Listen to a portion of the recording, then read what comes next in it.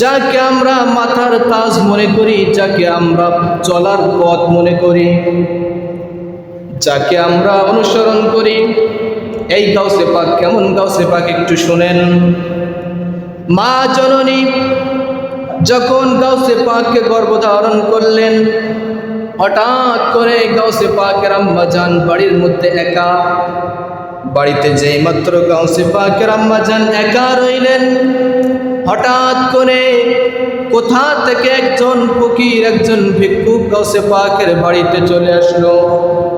হুজুর গাউসে পাকের আম্মা জান অত্যন্ত পদ্মাশীল মহিলা ছিলেন এবং বুজুর্গান ছিলেন। হুজুর গাউসে পাকের আম্মা জান যখন বাড়ির মধ্যে একা ছিলেন, ওই ফকির এসে ওই বাড়ির মধ্যে চিল্লা পাল্লা শুরু করে দিল। বহুদিন ধরে কিছু খাই না, আর মনে হয় খাওয়া কপালে জুটবে না, এবার আমাকে মারা যাইতে হবে। হুজুর গাউসে পাকের আম্মা জান সাইয়্যিদা উম্মুল খায়র মা ফাতেমা পর্দার ভিতর থেকেই শুনতেছেন ভিক্ষুকের কান্নার আওয়াজ। হুজুর গাউসে পাকের আম্মা জানের মনে দয়া হইল, আমার বাড়ির সামনে একজন ভিক্ষুক এসে ক্ষুধার যন্ত্রণায় মরবে, আমি গাউসে পাকের মা হয়ে সহ্য করতে পারবো না। কথা বলেন ঠিক কিনা? হুজুর গাউসে পাকের আম্মা জান ভিক্ষুকের কান্নার আওয়াজ শুনে ঘরের ভিতর থেকে নরম সাবলীল কণ্ঠে বললেন, আপনি ওইখানে জায়গা করা আছে, ওখানে বসুন, আমি আপনার জন্য খাবার নিয়ে আসতেছি। হুজুর গাউসে পাকের আম্মা জান ওই ভিখারির সামনে সুন্দর করে পর্দা সহিত সুন্নত মোতাবেক ভিক্ষুকের সামনে খাবার দিলেন। খাওয়া দাওয়া শেষ করে ভিক্ষুকের গায়ে যখন একটু শক্তি চলে আসলো, একটু পেটটা যখন ভর্তি হলো, তখন খাওয়া দাওয়ার পরে তার মনের মধ্যে একটা কুপ্রবৃত্তি সৃষ্টি হলো, শয়তানি ধারণা সৃষ্টি হলো। শয়তানি ধারণাটা কি? শয়তানি ধারণাটা হলো বাড়িতে কেউ নাই। হুজুর গাউসে পাকের আম্মা জানের সম্পর্কে ওই ফকির খারাপ ধারণা করতেছে। বলেন নাউজুবিল্লাহ। বাড়িতে কেউ নাই, ফকির এসে চিন্তা করলো বাড়িতে যখন কেউ নাই, মহিলা একজন একা ঘরে, শয়তানি চিন্তা তার মাথায় চলে আসলো। যখন হুজুর গাউসে পাকের আম্মা জানকে ওই ভিক্ষুক আম্মা জানের দিকে যেই মাত্র হাত বাড়ালেন, আল্লাহর কি নিরা খেলা দেখেন, কোথা থেকে একটা বাঘ চলে এসে ওই ফকিরকে সঙ্গে সঙ্গে তার জানটা বের করে নিলে। কোথা থেকে একটা বাঘ চলে আসলো, হুজুর গাউসে পাকের আম্মা জানের ইজ্জতকে রক্ষা করলো। তো হঠাৎ করে একদিন গাউসে পাকের আম্মা জান বলতেছেন, বাবা তুমি তো এই পর্যন্ত বড় হয়েছো, তোমাকে কত কষ্ট করে আমি মানুষ করছি, কত লালন পালন করছি, এগুলো কি তোমার মনে নাই? গাউসে পাক সঙ্গে সঙ্গে উত্তর দিলেন, আমি যে তোমার গর্ভে থাকাকালীন তোমাকে যে কি উপকার করছি, এইটা কি তোমার মনে নাই? সকলে বলি সুবহানাল্লাহ। গাউসে পাকের আম্মা জান বলতেছেন, আমি যে তোমাকে উপকার করছি, এটা কি তোমার মনে নাই? হুজুর গাউসে পাক সঙ্গে সঙ্গে পাল্টা জবাব দিয়ে দিলেন, আমি যে তোমার উপকার করছি, এটা কি তোমার মনে নাই? তো মা জননী উনি চিন্তা করলেন, এই তুমি আমাকে কি উপকার করছো একটু বলো, আমাকে খুলে বলো। তখন গাউসে পাক এই ঘটনাটা খুলে বললেন, যখন বাড়ির মধ্যে যখন একজন ফকির এসে তোমার কাছে ভিক্ষা চাইতেছিল, ভিক্ষা পেয়ে তোমাকে বাড়িতে একা দেখে যখন তোমার ইজ্জতের উপরে যখন হাত দিতে চাইছিল, তখন গাউসে পাক, আমি গাউসে পাকের রূহ সঙ্গে সঙ্গে একটা বাঘ হয়ে ওই ফকির থেকে তোমার ইজ্জতকে আমি রক্ষা করেছিলাম। বলেন সুবহানাল্লাহ। মা জননী তো অবাক, কিরে সে ছোট্ট সন্তান গর্ভে থাকাকালীন সেই সময় সে দুনিয়াতেই আসে নাই, এই ঘটনাটা সে কেমনে বলল? হুজুর গাউসে পাকের আম্মা জান মনে মনে চিন্তা করলেন, তাহলে এই ছেলে সাধারণ কোনো ছেলে নয়, যিনি হচ্ছেন জামানার গাউস, গাউসুল আজম। জোরে বলুন আল্লাহু আকবার। এক নজরে দিলা তুমি চোরকে কুতুব বানাইয়া, ওই নজর দাও গো তুমি, ওগো দয়াল গাউসিয়া। হুজুর গাউসে পাক ওনার মায়ের ইজ্জতকে যেই মাত্র গর্বে থাকাকালীন মায়ের ইজ্জত যেই ব্যক্তি রক্ষা করতে পারেন তিনি আর কেউ না, তিনি হচ্ছেন গাউসুল আজম। বড় করে বলেন আল্লাহু আকবার। হুজুর গাউসে পাক শাহেনশাহে বাগদাদ। আমরা ছোটকাল থেকে কত লোকের কত ক্ষতি করলাম, জীবনে একক তো নামাজ কালামের ধারে যায় নাই। হুজুর গাউসে পাক যখন 18 বছর বয়স, যখন তিনি দ্বীন ইসলাম শিক্ষা করার জন্য বাগদাদের দিকে তিনি সফর করতে শুরু করলেন, ওই সময় 60 জন ডাকাতকে তিনি জীবনের প্রথমবার কলেমা পড়ে মুসলমান বানিয়েছিলেন। যেই ব্যক্তির হাতে সর্বপ্রথম মুসলমান হয় 60 জন, তিনি হচ্ছেন গাউসুল আজম। বড় করে বলেন আল্লাহু আকবার। ওই সময় জিলান শহর থেকে একদল বাণিজ্যিক কাফেলা বাগদাদের দিকে রওনা করেন। হুজুর গাউসে পাকের আব্বাজান বাল্যকালে ইন্তেকাল করেন। হুজুর গাউসে পাক পিতার ইন্তেকালের পরে কিছুদিন তিনি মায়ের সংসারকে তিনি চালিয়ে নিয়ে যান, মায়ের সংসারের হাল ধরেন। যখন হুজুর গাউসে পাক চিন্তা করলেন বাড়িতে থাকার সময় একদিন উনি গরু নিয়ে মাঠে যাচ্ছেন বাবা, তখন পিছন দিক দিয়ে ওই গরুটা আওয়াজ করলো, এ আব্দুল কাদের, তোমাকে এই কাজের জন্য বানানো হয় নাই এবং তোমাকে এইটা অনুমতি দেওয়া হয় নাই। বলেন সুবহানাল্লাহ। গাউসে পাক মায়ের সংসারের হাল ধরে তিনি বাড়িতে মাঠে গরু নিয়ে যাচ্ছেন। কি নিয়ে যাচ্ছেন? গরু নিয়ে যাচ্ছেন। এখন গরু যে রশিটা পিছন দিক দিয়ে টানতেছেন, পিছনে গরু আসতেছে, পিছনে গরু আওয়াজ করতেছে, ইয়া আব্দুল কাদের, এইটার জন্য তোমাকে বানানো হয় নাই আর এইটার জন্য তোমাকে অনুমতিও দেওয়া হয় নাই। তখন হুজুর গাউসে পাক চিন্তা করলেন, একজন অবলা প্রাণী, অবলা জানোয়ার যদি এই কথা আমার সম্পর্কে বলতে পারে, তাহলে আমি আর গরু চড়াবো না। দিনের উচ্চ শিক্ষা লাভ করার জন্য আমাকে বাগদাদে সফর করতে হবে। আমি আর বাড়িতে থাকতে চাই না। ওই সময় গাউসে পাকের বয়স মাত্র 18 বছর বয়স এবং গাউসে পাকের আম্মা জানের বয়স 78 বছর। কয় বছর? 78 বছর। 60 বছর বয়সে উনি সন্তানের জননী হলেন। হুজুর গাউসে পাকের বয়স আজ 18 বছর, মায়ের বয়স তখন কত বছর? 78 বছর। মা জননীকে বললেন, আমি বাড়িতে থাকবো না। আল্লাহ পাক আমাকে যার জন্য সৃষ্টি করেছেন আমি সেই দিকে চলতে চাই। হুজুর গাউসে পাকের আম্মা জান কে উনি বললেন, আম্মা জান, আমি বাগদাদ পানে যাইতে চাই উচ্চ শিক্ষা লাভ করার জন্য। ওই সময় বাগদাদ ছিল ইসলামের প্রাণ কেন্দ্র, উচ্চ শিক্ষার মহাস্থান। বলেন সুবহানাল্লাহ। ওই সময় বাগদাদ এখন যেমন আমরা মনে করি মিশর আল আজহার বিশ্ববিদ্যালয় উচ্চশিক্ষার প্রাণ কেন্দ্র, তখন ছিল বাগদাদে ওই রকম উচ্চশিক্ষাটা ওইখান থেকে সব ছাত্ররা উচ্চশিক্ষাটা ওইখান থেকে নিত। হুজুর গাউসে পাক চিন্তা করলেন আমিও বাগদাদের মধ্যে চলে যাব। হুজুর গাউসে পাকের আম্মাজানকে যখন বললেন, আম্মাজান নিজের ভবিষ্যতের কথা চিন্তা না করে সন্তান তিনি ইসলাম শিক্ষা করার জন্য বলছেন, মা আর কোনো কিছুই না বলে মা বাধা দিলেন না, মা অতি আনন্দের সাথে তাকে উৎসাহ দিলেন, যাও বাবা তুমি চলে যাও। হুজুর গাউসে পাক যখন ওই বাণিজ্যিক কাফেলার সাথে বাগদাদে সফর করার চিন্তা ভাবনা করলেন, হযরতে আবু সালেহ মুসা জঙ্গি দোস্ত রহমতুল্লাহি আলাইহি সন্তানের ভবিষ্যৎ চিন্তা করে 40টি স্বর্ণ মুদ্রা স্ত্রীর কাছে রেখে গিয়েছিলেন।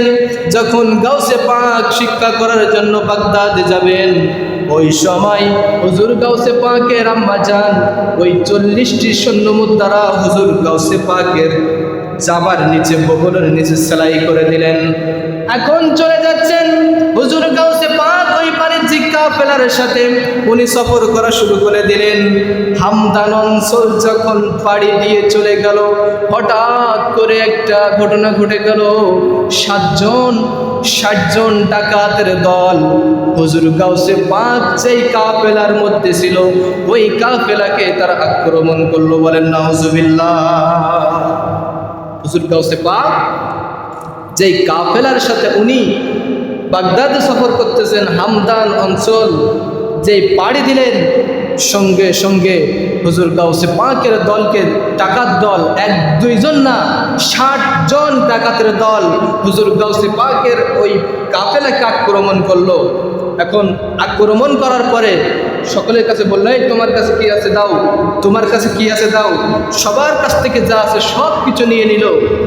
এখন একজন এসে বলতেছে, ছোট্ট মানুষ, বলে তোমার কাছে কি আছে দাও। তখন হুজুর গাউসে পাক সঙ্গে সঙ্গে বললেন, আমার আম্মা জান আমার এই জামার নিচে বগলের পাশে 40টি স্বর্ণ মুদ্রা আমার পড়াশোনা খরচ চালানোর জন্য আম্মাজান সেলাই করে দিয়েছেন। এই 40টি স্বর্ণ মুদ্রা ছাড়া আমার কাছে আর কিছুই নাই। বলেন সুবহানাল্লাহ। হুজুর গাউসে পাককে যেই মাত্র বললেন ডাকাতের দল, তাও 1-2 জন না, 60 জন ডাকাতের দল যখন বললেন কি আছে দাও, হুজুর গাউসে পাক সঙ্গে সঙ্গে বললেন তার কাছে কি আছে। বলেন সুবহানাল্লাহ। কারণ হুজুর গাউসে পাকের আম্মাজান বললেন, বাবা যখন পড়াশোনার জন্য যখন ওই কাফেলার সাথে পাঠিয়ে দিচ্ছেন, বাড়ি থেকে বাইর হওয়ার আগে আম্মাজান নসিহত করলেন, বাবা কোনোদিন কোথাও মিথ্যা কথা বলবা না, সর্বদা সত্য কথা বলবা। সত্য তোমাকে মুক্তি দিবে এবং মিথ্যা তোমাকে, যদি তুমি মিথ্যা কথা বলো তাহলে মিথ্যা তোমাকে ধ্বংস করবে। হুজুর গাউসে পাক মায়ের কথা অনুযায়ী ওই ডাকাত দলের সঙ্গে সঙ্গে সঙ্গে সত্য কথা তিনি প্রকাশ করে দিলেন। বলেন সুবহানাল্লাহ। ওই ডাকাত দলের মধ্যে একজন হুজুর গাউসে পাককে ডেকে ওই ডাকাত দলের সর্দার যিনি ছিলেন ওই ডাকাত দলের কাছে নিয়ে গেলেন। ডাকাত দলের লিডারকে ডেকে বলেন, ও আমাদের লিডার, এই ছোট্ট ছেলে ওনার কাছে নাকি 40টা স্বর্ণ মুদ্রা রয়েছে। ওই ডাকাত সর্দার হুজুর গাউসে পাককে জিজ্ঞাসা করলেন, কেন তুমি সত্য কথা বললে? তুমি যদি মিথ্যা কথা বলতে আমরা তোমাকে কখনোই সন্দেহ করতাম না, কারণ ছোট মানুষ, তোমাকে আমরা চেকও করতাম না, তুমি কেন সত্য কথা বললে? হুজুর গাউসে পাক ওই সময় ওই ডাকাত সর্দারকে উত্তর দিলেন, আমার আম্মাজান আমাকে নসিহত করলেন, কোনোদিন মিথ্যা কথা বলতে আমাকে নিষেধ করেছেন, সর্বদা সত্য কথা বলার জন্য আমাকে আদেশ করেছেন। আজ আমি মায়ের কথা অনুযায়ী আজকে আপনাদের সামনে আমি মিথ্যা কথা বলতে পারলাম না। হুজুর গাউসে পাকের সত্যবাদী দেখে ওই ডাকাত দল, ডাকাত যেই কাফেলাকে আক্রমণ করেছিল, 60 জন ডাকাত দল হুজুর গাউসে পাকের কদমে পড়ে ওনার সামনে কলেমা পড়ে মুসলমান হয়ে গেলে। আরেকটু জোরে বলুন না সুবহানাল্লাহ। 60 জন ডাকাতের দল হুজুর গাউসে পাক যখন 18 বছর বয়স, ছাত্র অবস্থায় ওনার জীবনের প্রথম মুরিদ হচ্ছেন 60 জন, তাও সাধারণ কোনো মানুষ না, বিশ্ববিখ্যাত ডাকাত। কথা বলুন ঠিক কিনা? যেই ডাকাত 60 জন ডাকাত হুজুর গাউসে পাকের হাতে সর্বপ্রথম মুরিদ হলেন, তিনিই হচ্ছেন গাউসুল আজম। বলা করে বলেন আল্লাহু আকবার। হামদান অঞ্চল বাড়ি দিয়া ছুটছে কাফেলা, 60 জনের এক ডাকাতের দল করিল হামলা। যার সত্যবাদীর গুণে হলো তারা মাতওয়ারা, তার সত্যবাদীর গুণে হলো তারা মাতওয়ারা। যেজন গাউসুল আজম সেজন বাগদাদে ওয়ালা, যেজন গাউসুল আজম সেজন, আরেকটু মহব্বতে, যেজন গাউসুল আজম সেজন আবু সালেহ মুসা জঙ্গি ছিলেন যার পিতা, উম্মুল খায়ের মা ফাতেমা ছিলেন যার মাতা। দুইজনে ছিলেন আল্লাহ নবীর প্রেমে উজালা, দুইজনে ছিলেন আল্লাহ নবীর প্রেমে উজালা। যেজন গাউসুল আজম সেজন মোহাব্বতে, যেজন গাউসুল আজম সেজন। যখন ছিল পীরানে পীরের ছেলেবেলা, বাগদাদ পানে ছুটছে তখন বনি কাফেলা। ইলমে দ্বীন অর্জনে যাহার হৃদয় উজালা, ইলমে দ্বীন অর্জনে যাহার হৃদয় উজালা। যেজন গাউসুল আজম সেজন, যেজন গাউসুল আজম সেজন। আমার আব্বা জানেরা গভীর মনোযোগ। হুজুর গাউসে পাকের দরবারে একজন বাবুর্চি ছিলেন। হুজুর গাউসে পাকের দরবারের বাবুর্চি চিন্তা করলেন, হুজুর গাউসে পাকের দরবারে যখন চোর আসে কুতুব হয়ে যায়, যখন মূর্খ আসে জ্ঞানী হয়ে যায়, যখন গরিব আসে ওই ব্যক্তি ধনী হয়ে চলে যায়। ওই হুজুর গাউসে পাকের বাবুর্চি চিন্তা করলেন, আমি হুজুর গাউসে পাকের দরবারে 12টা বছর রান্না করতেছি, খাওয়াইতেছি, আমাকে হুজুর গাউসে পাক কিছু দেয় না। কি বললেন? 12টা বছর শুধু রান্নাই করতেছি, লোকজন আসতেছে, খাওয়াইতেছি, হুজুর গাউসে পাকের দরবারে চোর আসতেছে, কুতুব হয়ে যাচ্ছে, মূর্খ আসতেছে, সেই ব্যক্তি জ্ঞানী হয়ে যাচ্ছে, ফকির আসতেছে, ধনী হয়ে চলে যাচ্ছে, আর আমি রান্না করতেছি, হুজুর গাউসে পাক আমাকে কিছু দেয় না, আমি আর রান্না করব না। হুজুর গাউসে পাকের বাবুর্চি উনি রাগ করে চলে গেলেন। যাইতে যাইতে গরমের দিন চলতেছেন, গরমের তাপমাত্রা প্রখর রোদের মধ্যে একটু একটা গাছের নিচে উনি একটু বিশ্রামের জন্য বসলেন। হঠাৎ করে ওই ঠান্ডা আবহাওয়ায় ওই বাবুর্চির ঘুম চলে আসলো। বলেন সুবহানাল্লাহ। যখন ঘুম চলে আসলো, ওই বাবুর্চি স্বপ্নে দেখে আল্লাহর 70 জন কুতুব হুজুর গাউসে পাকের বাবুর্চির ওসিলায় আল্লাহ রাব্বুল আলামিনের দরবারে খাবার প্রার্থনা করতেছে। ওই 70 জন কুতুব বলতেছে, গাউসে পাকের দরবারে আসলাম, গত 3 দিন হয়ে গেল, গাউসে পাকের বাবুর্চি রাগ করছে, খাওয়া দাওয়া তো কিছুই নাই, এখন আল্লাহ রাব্বুল আলামিনের কাছে দেখি গাউসে পাকের ওসিলা দিয়ে একটু খাবার প্রার্থনা করি। আরেকজন পাশ থেকে বলে, না, অত বড় হুজুরের কাছে যাওয়ার দরকার নাই, হুজুর গাউসে পাকের বাবুর্চির ওসিলা দাও, আল্লাহ রাব্বুল আলামিন সঙ্গে সঙ্গে আসমান থেকে খাবার নাজিল করবে। বলেন সুবহানাল্লাহ। হুজুর গাউসে পাকের বাবুর্চি স্বপ্ন দেখতেছেন, স্বপ্ন দেখতেছেন, স্বপ্ন একবারে হঠাৎ করে ভঙ্গ হয়ে গেল। স্বপ্ন থেকে উঠে ওই মাত্র যে বসলেন গাছের নিচে, পাশে দেখেন 70 জন আল্লাহর কুতুব হুজুর গাউসে পাকের বাবুর্চির ওসিলায় আল্লাহ রাব্বুল আলামিনের দরবারে খাবার প্রার্থনা করে। ওই মুহূর্তে আসমান থেকে খাবার নাজিল হলো। কোথা থেকে একজন ব্যক্তি মাথার মধ্যে কিছু খাবার নিয়ে চলে আসলো। বলে, এখানে সবার জন্য হবে। বলে, এই সবার জন্য না, তোমরা যার ওসিলা করে আল্লাহর কাছে দোয়া করেছো, এখানে তার জন্য খাবার চলে আসে। গাউসে পাকের বাবুর্চি চিন্তা করলেন, আমার ওসিলা দিয়ে যদি আল্লাহর দরবারে খাবার প্রার্থনা করা হয়, তাহলে আমি বুঝতে পেরেছি আমার মকামটা কোন জায়গায়। বলেন সুবহানাল্লাহ। গাউসে পাকের বাবুর্চি উনি বুঝতে পারলেন, আমার ওসিলা দিয়ে যে ব্যক্তি খাবার প্রার্থনা করে, আমার ওসিলায় যদি আসমান থেকে খাবার নাজিল হয়, তাহলে আমি সাধারণ কোনো ব্যক্তি না, আমি আমার মর্মটা বুঝি নাই। দৌড় মেরে আবার হুজুর গাউসে পাকের দরবারে চলে আসলেন। বললেন, হুজুর, আমি ভুল করেছি, আমাকে ক্ষমা করে দেন, আপনার দরবার থেকে আমি চলে গিয়েছি রাত করে না বুঝে, হুজুর আপনি আমাকে মাফ না করলে এই মাফ আর কোনোদিন কেউ ক্ষমা করতে পারবে না। হুজুর গাউসে পাক বলেন, বাবা, তোমাকে আমি দেইনি, কারণ হচ্ছে যারা আসে তারা তো হলো আমার মেহমান, মেহমানদেরকে আমি কিছু হাদিয়া দিয়ে তাদেরকে পাঠিয়ে দেই, কিন্তু তোমাকে যদি আজকে সব কিছু দিয়ে দেই তাহলে তুমি এই মুহূর্তে ভাগবা। কারণ যার কারণে আমি গাউসে পাক তোমাকে কিছুই দেই নাই, দিয়েছি বটে, কিন্তু সুইচটা অফ করে রাখছি যাতে তুমি চলে যাইতে না পারো। তুমি যেই দিন আমার দরবার থেকে বিদায় নিবে, সম্মানের সহিত বিদায় নিবে, সেই দিন আমি গাউসে পাক তোমার এই দেওয়ার যে কিছু দিয়েছি সবগুলো সুইচ আমি অন করে দেব। তখন বুঝতে পারবে গাউসে পাক কি জিনিস। বলেন সুবহানাল্লাহ।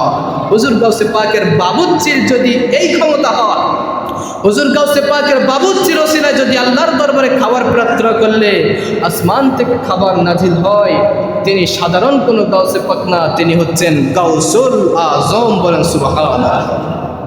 আমাদের দেশে এখন বিভিন্ন জায়গায় ব্যানার দেখি যে গাউসুল আজম, রাত্রে ঘুম থেকে উঠেও সে ব্যক্তি গাউসুল আজম। গাউসুল আজম সাধারণ কোনো ব্যক্তি না, গাউসুল আজম খেলা করা জিনিস না। নূরের নবীর নূরানি আওলাদ, নূরের নবীর নূরানি আওলাদ।